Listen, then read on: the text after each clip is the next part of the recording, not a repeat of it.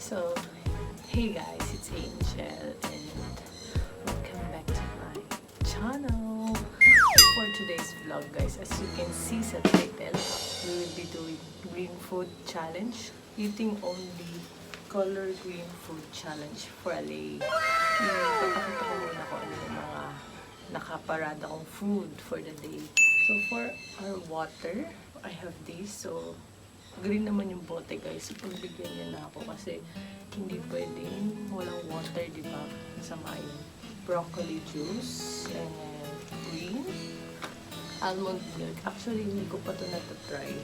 Ngayon ko lang siya matatry kasi hindi talaga ako mahilig sa matcha base for my snack later. Sobrang favorite ko rin ito guys. Also guys, I have this Twinings green tea. Ito talaga, iniinom ko talaga to every day. Hindi kasi okay siya for tunawin the food. Ito ang kakainin ko for breakfast, yogurt. So for lunch, I will be eating this. Bumili ako ng vegetable, ng asparagus and spinach. Also, I have green kiwi. So for breakfast, I will just be eating yogurt. Normally talaga morning, kumakain akong rice, pero kasi yogurt.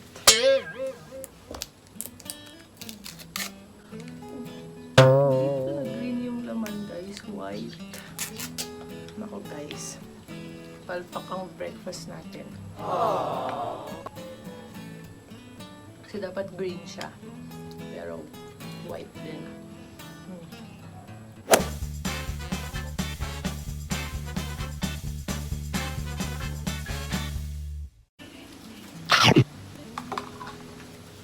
Another one is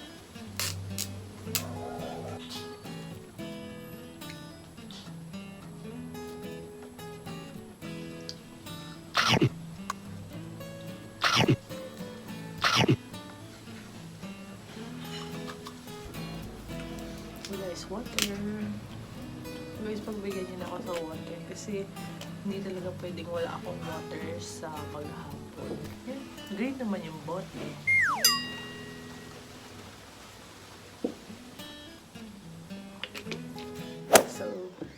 Hey guys, so merienda time muna tayo. And yes, ampalaya and sayote. So mukhang hindi ako makakakain ng kanin maghapon. All green guys, ampalaya and sayote. Mukhang aming mapait. Welcome.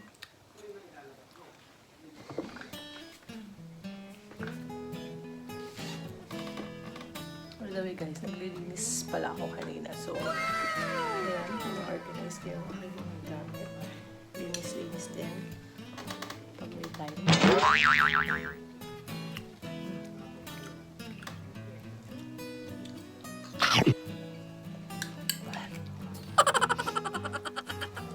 have a juice. Broccoli juice. And meron tayong pa-wine glass ngayon. Oh,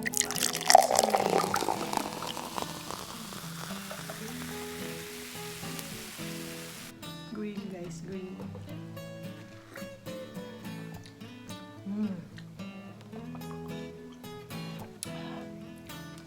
Cheers guys.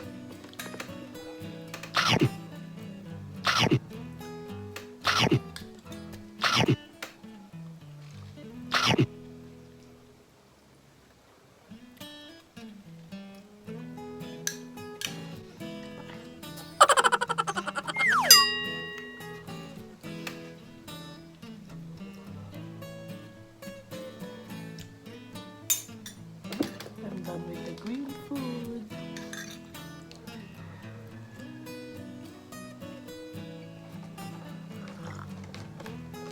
Sabi nila pag social daw ganito. Wait, paano ba humawak na?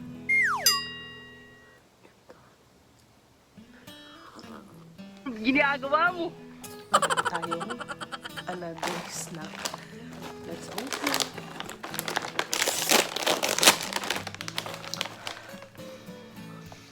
Nice ko to. Oops, hindi pala siya green, pero may mga green naman siya.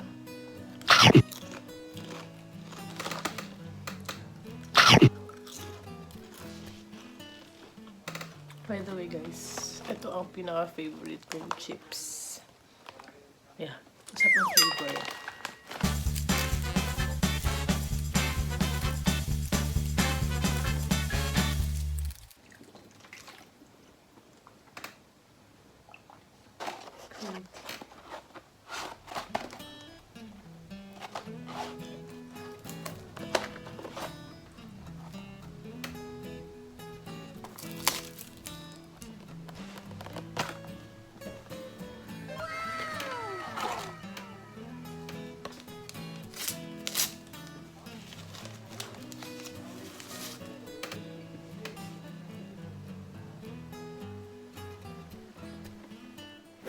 So far, satisfied ako sa aking merienda.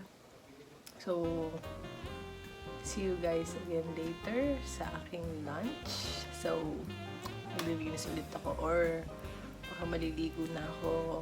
So, baka mamaya makikita niyo iba na yung suot ko. So, see you later.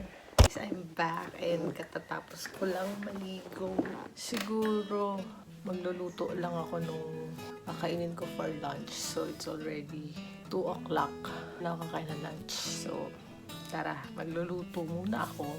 I'm gonna eat asparagus and the spinach.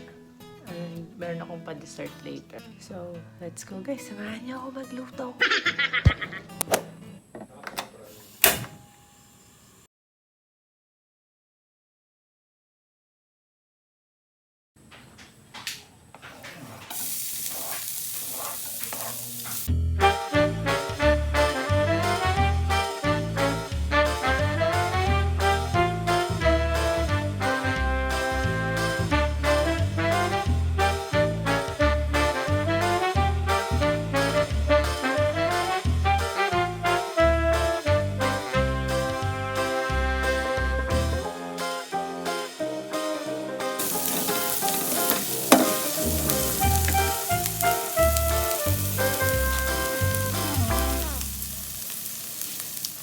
So, hey guys, I'm back and kakain ulit tayo. Pinaghirapan ko itong lutuin, asparagus. And kaso guys, medyo may daya tayo dito kasi hindi ko kaya ng walang rice. So, may konting puti. Puti lang naman. So, sarap. This is what I'm having for my late lunch. So, asparagus and this is my dessert, kiwi. Also, chocolate juice natin kanina.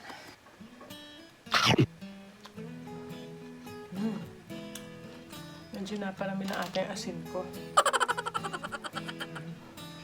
Actually guys, I used olive oil. Hindi ako nagamit ng mga coconut oil or something sa ganito. Pero like pag deep fry, ganun ang gamit. Kasi maaksaya naman kung olive oil din sa deep fry, diba? Sobrang favorite ko talaga asparagus.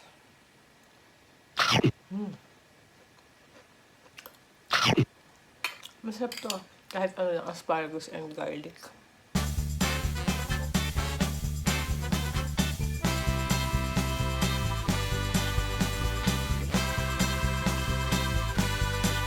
So guys, ito na siguro ang pinaka-last kong kakainin for the day. Kasi normally after 6, hindi na talaga ako kumakain. So, may pa-dessert tayo ngayon guys. Melona! Ito ay ngayon ko lang din matitikman. Melon. Di ba ang melon color orange? Let's taste.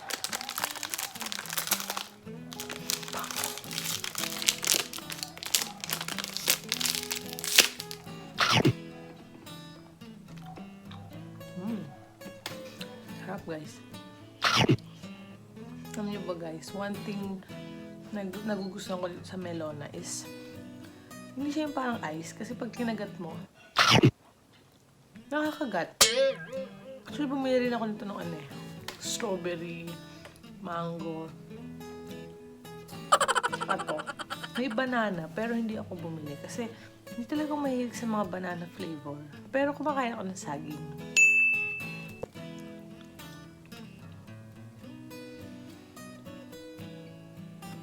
So that's all for this vlog, guys. Hope you enjoy watching this video. Don't forget to give this video a thumbs up if you like it, and please don't forget to subscribe and click on the notification bell to keep you posted, and I'll see you on my next vlog. Peace. Bye.